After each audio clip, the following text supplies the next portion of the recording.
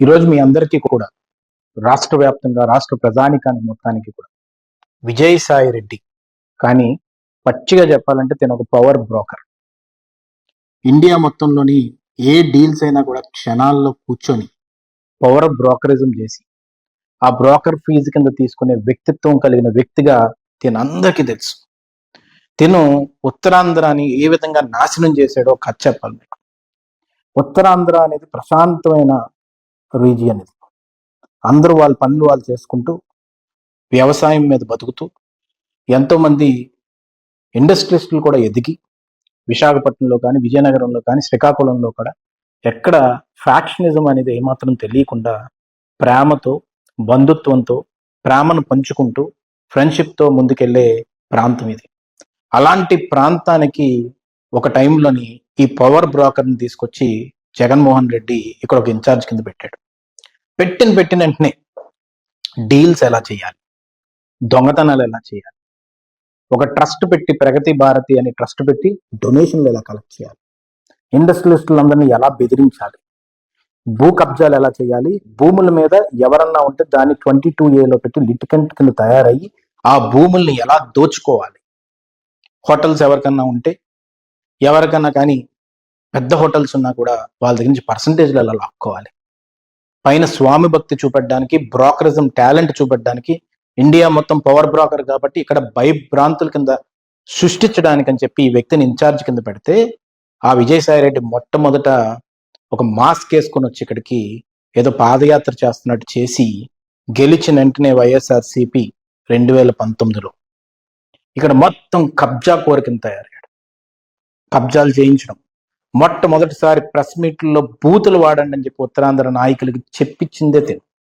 స్క్రిప్ట్లు పంపించడం, వాళ్ళ చేత బూతులతో తిట్టించడం. ఈ రోజు ఏంటంటే అందరి లైఫ్ని ముంచి, అందరి నాయకుల లైఫ్ని ముంచి, అందరి ఇండస్ట్రియలిస్టులను కూడా కొంతమందిని బెదిరించి, కొంతమందిని ఆ ట్రస్ట్లో కూడా చేర్చుకొని వాళ్ళ చేత డొనేషన్లు ఇప్పించి, అలాగే ఈరోజు నిజం బయటకు వచ్చింది. ఎందుకంటే ధర్మంతో నడిచే ప్రభుత్వం వచ్చింది కాబట్టి, ధర్మాన్ని కాపాడే నాయకులు వచ్చారు కాబట్టి, కూటమి ప్రభుత్వం వచ్చింది కాబట్టి, దాంట్లో ప్రతి ఒక్కళ్ళు కూడా ప్రజలకు మంచి చేయాలని ఆలోచించే వ్యక్తిత్వం కలిగిన నాయకులు ఉన్నారు కాబట్టి ఈరోజు కాకినాడ పోర్టు ఏ విధంగా కేవీ రావు గారి దగ్గర కత్తి పెట్టి బెదిరించి వాళ్ళ మీద ఒత్తిడి పెట్టి లాక్కున్న సందర్భం ఇప్పుడు బయటపడింది. అదొకటే కాదు, కాకినాడ దగ్గరలో ఉన్న SEZని తీసుకున్నారు. ఇప్పుడు కాకినాడ పోర్ట్లో వాళ్ళ వియంకులు ఎవరైతే అరబిందో ఉన్నారో వాళ్ళని దూర్చి వాళ్ళ జీవితాన్ని కూడా నాశనం చేశారు. వీడితో రిలేషన్ అవ్వక ముందు వాళ్ళు నాకు తెలిసి పెద్ద కంపెనీ, మంచి పేరున్న కంపెనీ. వీళ్ళతో ఎప్పుడైతే రిలేషన్ వచ్చిందో వీడి క్రిమినల్ బుర్రను ఉపయోగించి వాళ్ళని కూడా ఈ ఉచ్చులో బిగించి వాళ్ళ కుటుంబాన్ని కూడా నాశనం చేసి ఈరోజు నోటికి అద్దుపాడు లేకుండా మా నాయకుడి గురించి, నారా చంద్రబాబు నాయుడు గారి గురించి, అందరి నాయకుడి గురించి, మంచి కోరే నాయకుడి గురించి, డీప్ టెక్నాలజీ డీప్ టెక్ గురించి ఆలోచించే వ్యక్తిత్వం కలిగిన రేపు ఫ్యూచర్ గురించి ఒక విజన్ ఉన్న నాయకుడి గురించి ఈ రోజుకి కూడా లైఫ్ మొత్తం కూడా మా చిన్నప్పటి నుంచి కూడా ఆయన చూస్తున్నాను. ప్రతి క్షణం నిమిషం ప్రతిదీ కూడా టెక్నాలజీతో ఏ విధంగా ఇంటిగ్రేట్ చేసి సొసైటీని బాగు చేయాలని ఆలోచించే వ్యక్తిత్వం కలిగిన ఏకైక వ్యక్తి నారా చంద్రబాబు నాయుడు గారు. మన పవన్ కళ్యాణ్ గారు మంచి చేయాలని ఏకైక ఉద్దేశంతో అక్కడికి వెళ్ళి స్మగ్లర్స్ ని పట్టుకుని సీజ్ ద షిప్ అని చెప్పి ఒక ట్రెండింగ్ దేశం మొత్తం కూడా ముందుకు తీసుకెళ్లి ఆ స్మగ్లర్లందరినీ కూడా నిగ్గు తేల్చి బయట పెట్టాడు.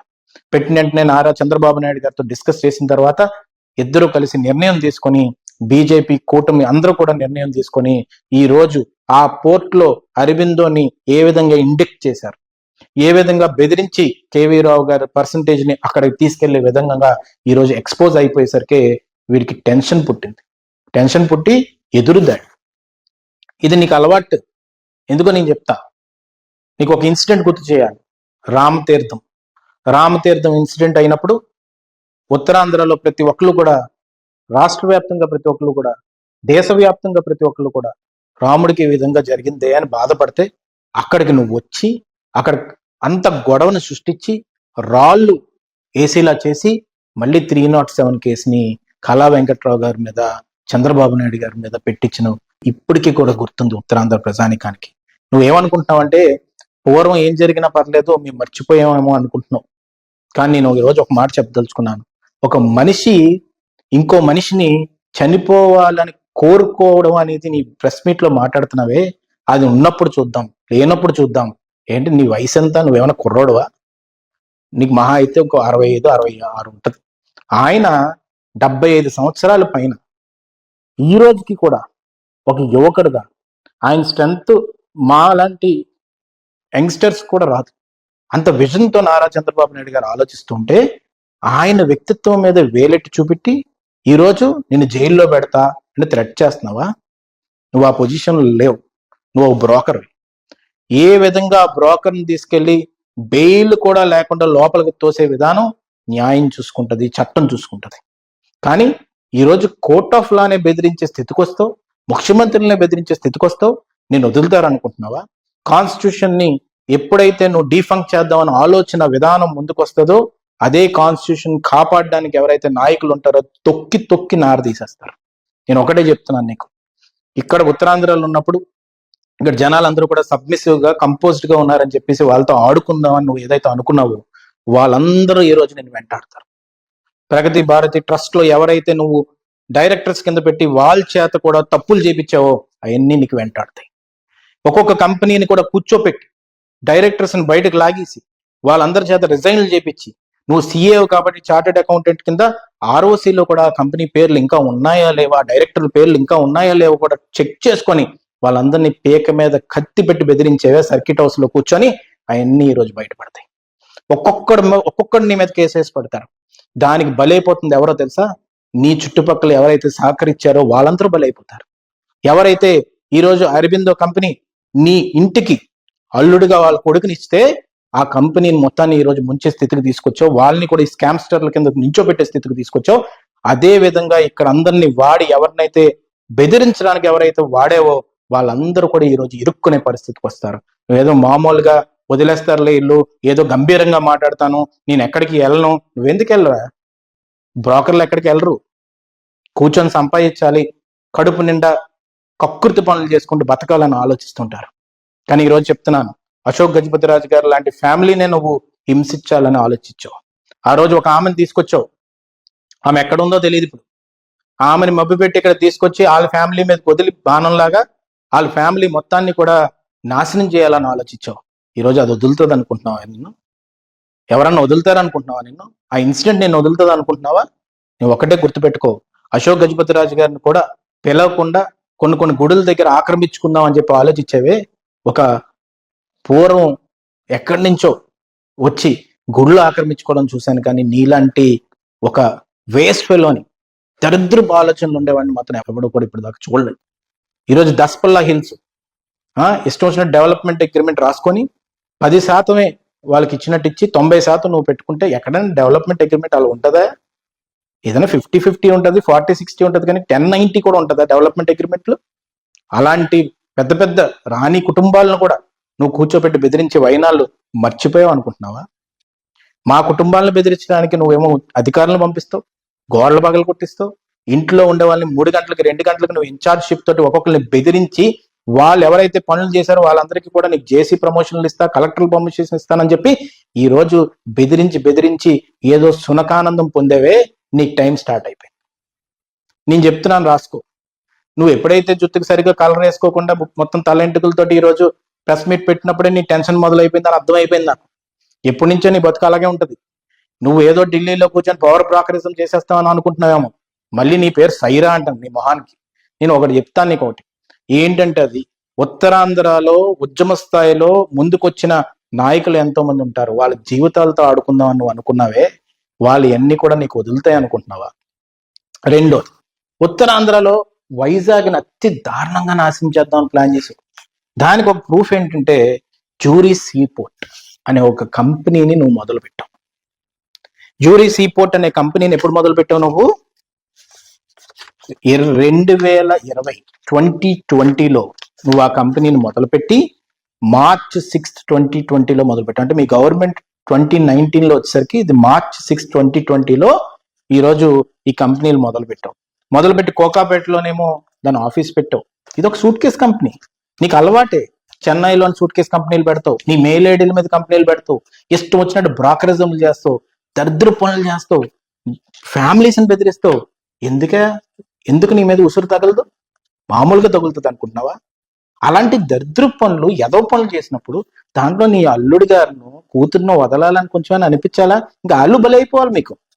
అందుకే ఏం చేసావు, ఈ కంపెనీని మీ కూతురు గారి పేరు మీద మొదలుపెట్టావు, నేహారెడ్డి గారి పేరు మీద మొదలుపెట్టి ఏం చేసావు, ఈ కంపెనీని దేనికి యూజ్ చేద్దాం అనుకున్నావు? కాకినాడ పోర్టు దొబ్బేద్దామని ఆలోచించారా? మరి దీని మీద తీసుకోవాల్సింది కదా కాకినాడ పోర్టు. ఎందుకు అరబిందోని ఇరికించాలి? అరబిందోని నీ రిలేషన్ ఉన్నప్పుడు వాళ్ళు దొంగ పనులు ఇరికిచ్చావు. ఇప్పుడు ఈ జ్యూరీ సీపోర్ట్ అనేది ఏం చేద్దామని మొదలు పెట్టామనేది ఈరోజు ప్రజానీకానికి చెప్పవలసిన అవసరం ఎంతైనా ఉంది. ఇదే జ్యూరీ సీపోర్ట్ ని నువ్వేమైనా థాయిలాండ్ తో కొలాబరేషన్ అయ్యి అక్కడి నుంచి ఇక్కడి నుంచి డిస్కో డాన్సర్స్ ని అందరినీ తీసుకొచ్చి వైజాగ్ కల్చర్ మొత్తాన్ని నాశనం చేద్దామని ఏమైనా ప్లాన్ చేశారా? క్యాసినోస్ పెడదామని ఏమైనా ప్లాన్ చేశారా? లేకపోతే మీ నాయకుడు జగన్మోహన్ రెడ్డి కట్టిన గెస్ట్ హౌస్ కి ఏమైనా ఇంటిగ్రేటెడ్ క్యాసినో ఏదైనా పెట్టి అక్కడ ఏమన్నా షిప్ను పెడదామని ప్లాన్ చేశారా? నేను మొన్నే చెప్పాను, ఓ ఇన్నోవేటివ్ ఎక్స్పెరిమెంటల్ దరిద్రపు ఆలోచనలన్నీ మీ దగ్గర ఉంటాయి. అండర్ గ్రౌండ్ నుంచి వెళ్ళాలని, పైనుంచి బ్రిడ్జ్ కట్టాలని, పక్కనే క్రూజ్ షిప్ పెట్టి డాన్సర్స్ తో డాన్స్ లేపించి లగ్జీరియస్ లైఫ్ ని ఎంజాయ్ చేయాలనే ఆలోచన విధానం ఎలా వస్తుందా మీకు? 500 కోట్లు పెట్టి గెస్ట్ హౌస్లు కట్టుకొని టబ్బుల్లో కూర్చొని ఇన్ఫినిటీ పూల్స్ లో కూర్చొని సీలు చూడాలని చెప్పి ఒక ఆలోచన విధానం. ఒక వ్యక్తిది సీ దగ్గర ఒక ల్యాండ్ ఉంటే, గెస్ట్ హౌస్ ఉంటే చూడముచ్చటగా ఉంది ఈ ప్లేస్ అని చెప్పేసి నువ్వు అక్కడ కూర్చొని వాళ్ళు కబ్జా చేసేస్తే ఆ కబ్జాలని ఎవడు ఏం అడగడానికి కూడా ధైర్యం లేకుండా ఉత్తరాంధ్ర ప్రజానికం గిల్ల కొట్టుకున్నారయ్యా. ఈరోజు ఎంక్వైరీ స్టార్ట్ అవుతుంది. 22A ఏమేం ల్యాండ్స్ పెట్టారో తెలుస్తుంది, లిటికేషన్ ల్యాండ్స్ ఏమేమి పెట్టారో తెలుస్తుంది. ఆ రోజు ఇదే బొత్స సత్యనారాయణ గారు, ఇదే ధర్మన్ ప్రసాదరావు గారు, ఇదే దాస్బాబు గారు, కానీ ఇలా ఎంతో మంది లీడర్లు ఉన్నారు వైఎస్ఆర్సీపీలో. వాళ్ళెవరూ మాట్లాడడానికి లేదు. మాట్లాడితే వాళ్ళందరూ గొంతులు నొక్కావు. ఈరోజు నేను ఎందుకు ఈ మాట్లాడతానంటే ఉత్తరాంధ్ర ప్రజానికం, Uttarandhra leaders irrespective of the parties గురించి మాట్లాడుతున్నాను నేను. నీ దాటికి, నీ వేడికి, నీ దరిద్రపు ఆలోచనలకి, నీ బ్రోకరిజం ఆలోచనలకి అందరూ బలైపోయారే. ఇదే జ్యూరీ సీపోర్ట్ గురించి సార్కి తెలిసి ఉంటుందేమో జగన్మోహన్ రెడ్డి. తెలిసిన వెంటనే దీన్ని తీసుకొని జ్యూరీ మినరల్స్ కింద మార్చేసి దాన్ని కూడా మీ కూతురు గారి పేరు మీద నేహారెడ్డి కన్నాక పెట్టావు. ఇన్ని పనులు, ఇవన్నీ దేనికి చేశారు? ఈ కంపెనీలు స్టార్ట్ చేస్తారు, బ్రోకరేజాలు చేస్తారు, మీ మనుషుల్ని పెట్టుకుంటారు, చెత్త పనులు చేస్తారు, క్యాసినోలు కూడా ప్రారంభించి మొత్తం నాశనం చేద్దామని ఈ ప్రాంతాన్ని ఆలోచించారే. ఈరోజు చూశారు కదా, ఈరోజు చంద్రబాబు నాయుడు గారు నిన్న స్టాల్స్ పెట్టి టెక్నాలజీని ప్రమోట్ చేసి నాలెడ్జ్ ఎకానమీ కింద విశాఖపట్నాన్ని తీసుకెళ్లాలని ఆలోచించి ఎన్ని దూరపు ఆలోచనలు, ఫోర్సైట్ ఉండాలి. అలాంటి వ్యక్తి నూరేళ్ల పైన ఉండి ఈ రాష్ట్రాన్ని అన్ని విధాలుగా కూడా మంచి చేయాలనే ఆలోచన ఉండాలి నీకు. ఆలోచన లేకుండా ఏ విధంగా ఏం బతుకే అనేది, అది బతుకేనా అసలు? ఉత్తరాంధ్రకు వచ్చేవో నెల్లూరు నుంచి, ఆ నెల్లూరు వెళ్ళి పోటీ చేసి సచ్చి సావై ఏమాత్రం ఓటు కనీసం డిపాజిట్ లేకుండా పోయి ఈ రోజు వచ్చి మళ్ళీ ప్రెస్ మీట్ ముందు నించొని నేను జైల్లో ఏది పెడతావా నువ్వు జైల్లో 2-3 సార్లు లోపల తోసి, నేను చెప్తున్నా, నీకు గుర్తుపెట్టుకో బ్రోకర్, లోపల తోసి తొక్క తీసిన ఆర తీసేస్తాను చెప్తున్నా. అంత దారుణంగా మాట్లాడినప్పుడు ఒళ్ళు అన్ని దగ్గర పెట్టుకోవాలి. బుర్రలోంచి వచ్చిన, నోట్లోకి వచ్చిన మాటలు దగ్గర పెట్టుకోవాలి. ఇష్టం వచ్చినట్టు మాట్లాడద్దు. నువ్వు మొన్న ఎలక్షన్స్ ముందు ఏం మాట్లాడినా కూడా కూర్చొని మేము విన్నాము, సహనం అయిపోయింది. మా నాయకుడు చెప్తాడు, మా లోకేష్ గారు చెప్తారు, చంద్రబాబు నాయుడు గారు చెప్తారు, సహనంగా ఉండాలి, డెవలప్మెంట్ ముఖ్యం. అంతేగాని నాయకుడు నష్టాన్నే చూస్తున్నప్పుడు మేము అందరం ఊరుకుంటామని అనుకుంటున్నావు ఏమో, నువ్వు అనుకుంటున్నావు. మేము ఎంత పోరాడామో మీకు తెలీదు. ఇంకోటి ఏంటంటే, నేను క్లియర్ గా చెప్తుంది, ఇక్కడ work easy space solutions private limited అని ఒకటి పెట్టారు. అది నీ ఈమెయిల్ ఐడి మీద పెడతావు? నిన్ను అడిగేవాళ్ళు లేడన్నా? ICAI చార్టెడ్ అకౌంట్ మనకి డిసిప్లినరీ యాక్షన్ తీసుకోమని ఈరోజు కంప్లైంట్ ఇవ్వాల్సిన అవసరం మీద ఉంది. నెఫ్రాక్ కంప్లైంట్ ఇవ్వాల్సిన అవసరం ఎంతైనా ఉంది. అటు డిసిప్లినరీ కమిటీ ఏదైతే ఢిల్లీలో ఉంటుందో, ఈ చార్టెడ్ అకౌంటెంట్ అనే ముసుగు వాడి ఏ విధంగా ఇతని సామ్రాజ్యాన్ని పెంచాడో, ఏ విధంగా ఎంతో మందిని నాశనం చేశాడో, ఎంతో మంది చావులు కారణమయ్యాడో, ఎంతో మంది కుటుంబాలు రోడ్డు మీద పడేయడానికి కారణమయ్యాడో, ఈ విజయసాయి రెడ్డి అనే పవర్ బ్రోకర్ ని అర్జెంటుగా తీసుకెళ్లి దీన్ని కూర్చోపెట్టి ఎంక్వైరీ చేయవలసిన అవసరం ఎంతైనా ఉంది. ఎంతో మంది కంపెనీలు నష్టపోయాయి, ఎంతో మంది ఫ్యామిలీలు రోడ్డు మీదకి వచ్చారు, ఎంతో మంది జీవితాలు నష్టపోయాయి, ఏడ్చారు, కుటుంబాలు ఏడ్చారు.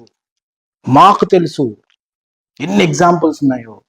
ఈ 2-3 ఎగ్జాంపుల్స్ అంతే, ఇలాంటి వందల వేల ఎగ్జాంపుల్స్ ఉన్నాయి. మాకు చెప్పుకున్నారు, మా మీదకి దాడికి వచ్చారు. పోలీసులను అడిగినా, కలెక్టర్లను అడిగినా విజయసాయి రెడ్డి పేరే చెప్పేవారు. మా కుటుంబంలో కూడా దూరి నువ్వు మాకు చాలా నష్టం కలిగించే విధంగా ముందుకు తీసుకెళ్ళినా కూడా మేము పోరాటం ఆపలేదే. నిన్ను కలవడానికి కూడా మేము ప్రయత్నించలేదే. ఎందుకంటే తెలుగుదేశం జెండా అంటే మాకు దాని మీద ఉన్న ప్రేమ ఒక లెక్క, ఒక స్టేజ్ మీద ఉంటుంది, కాబట్టి ఒక లెవెల్లో ఉంటుంది. ఈరోజు మా నాయకుడిని నోరెత్తి నువ్వు అది చేస్తా, ఇది చేస్తా, అరెస్ట్ చేస్తా, అప్పుడు దాకా ఏమవుతుందో నువ్వు చూద్దుగాని. ఇన్ఫ్రంట్ క్రోకోడైల్ ఫెస్టివల్ అన్నట్టు నీకు చాలా దారుణమైన మ్యూజిక్ కనబడుతుంది ఇంక ఇప్పటి నుంచి. నువ్వు ఏదో అనుకుంటున్నావు. నేను ఇప్పటికీ చెప్తున్నా, నీకు ఏమన్నా తప్పులుంటే దాన్ని కన్ఫెస్ అయ్యి ఎట్టి పరిస్థితుల్లో కూర్చొని దానికి ఒక లెక్క ఏమన్నా ఉంటే, ఎవరికైనా నష్టం చేసి, చాలా మంది నష్టం చేసావు, వాళ్ళతో కనీసం మాట్లాడుకొని ఏదన్నా పోలీస్ ఎంక్వైరీ జరుగుతున్నప్పుడు కానీ, విజిలెన్స్ ఎంక్వైరీ జరుగుతున్నప్పుడు కానీ, సిబిఐ, సిఐడి ఏ ఎంక్వైరీ జరుగుతున్నప్పుడు అయినా కానీ నువ్వు ఇంకా ఆ ట్రాన్స్లో ఉన్నావేమో, వాళ్ళకి కాల్ చేస్తే వాళ్ళు ఎత్తుతారు, వీళ్ళకి కాల్ చేస్తే వీళ్ళు ఎత్తుతారని, నీకు ఫోన్ ఎవ్వడే ఎత్తాడు. కూర్చోబెట్టి నేను ఒకటే క్వశ్చన్ అడుగుతున్నా ఈరోజు, రేపు నువ్వు అరెస్ట్ అవ్వడం ఖాయం, దాంట్లో డిసైడ్ అయిపో నువ్వు అంతే. ఎందుకంటే ఇన్ని పనులు చేసాక అరెస్ట్ అవ్వకపోతే ఏమన్నా కూర్చోబెట్టి బిర్యానీ పెడతారా నీకు? కూర్చోబెట్టిన వెంటనే నీకు ఫోన్ ఇస్తా, ఎవరో అధికారి ఇస్తాడు, ఇచ్చి 2 minutes టైం ఇస్తాను, ఎవరికైనా డైల్ చేసుకోండి, నీ ఫోన్ ఎవ్వడు ఎత్తాడు. ఈవెన్ మీ జగన్మోహన్ రెడ్డి కూడా ఎత్తాడు. నువ్వు రాసుకో చెప్తున్నా. ఎందుకంటే నువ్వు ఏదో అనుకుంటున్నావు, ఢిల్లీలో కూర్చున్నాను, మొన్న 5 ఏళ్ళు చక్రం తిప్పేశాను.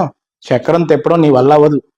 చక్రం తిప్పాలంటే చంద్రబాబు నాయుడు గారి వల్ల అవుతుంది, కూటమి ప్రభుత్వం వల్ల అవుతుంది తప్ప నీ వల్ల అవ్వదు. ఎందుకంటే వీళ్ళు దేశం గురించి ఆలోచించే వ్యక్తులు, మీరందరూ టుమ్రిగాళ్ళు. కాబట్టి నువ్వు దయచేసి ఇప్పటికైనా నేను చెప్తుంది ఏంటంటే, నీ నోరు కట్టు పెట్టుకొని మూసుకొని రెస్పెక్ట్ ఇవ్వడం నేర్చుకో.